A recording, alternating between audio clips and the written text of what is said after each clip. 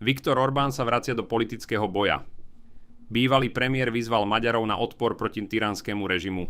Po drvivej porážke v aprílových parlamentných voľbách bol bývalý maďarský premiér Viktor Orbán dlhší čas politicky ticho.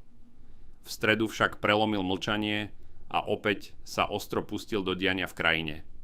Orbán vyzval svojich podporovateľov, aby sa postavili proti vláde súčasného premiéra Pétera Magyara, ktorú označil za tyranskú, a aby bojovali za obnovenie demokracie v Maďarsku.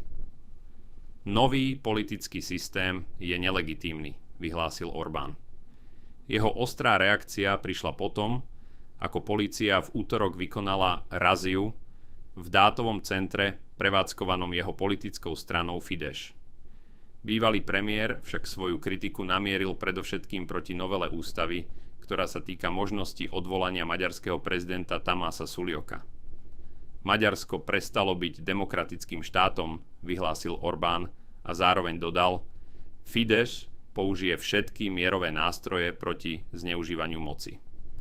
Orbánov návrat do politického diania môže byť podľa politológa Gábora Töröka ešte výraznejší. Ten očakáva, že bývalý premiér počas sobotňajšieho prejavu oznámi svoju ďalšiu politickú misiu. Orbán je späť, uviedol Török. Kritika však zaznieva aj zo strany prezidenta Tamasa Sulioka. Ten označil prijatú legislatívu za hanebný historický príklad zneužívania politickej moci, ktorý podľa neho rozkladá demokratický štát a oslabuje úlohu prezidentského úradu ako nezávislej kontroly. Do maďarskej politiky sa tak po volebnej porážke vracia Viktor Orbán a jeho návrat môže znamenať ďalšiu výraznú eskaláciu politického súboja. Krajina zároveň čelí otázkam o budúcnosti prezidentského úradu, fungovaní demokratických inštitúcií a o tom, kam až môže zájsť tzv. Deorbanizácia Maďarska.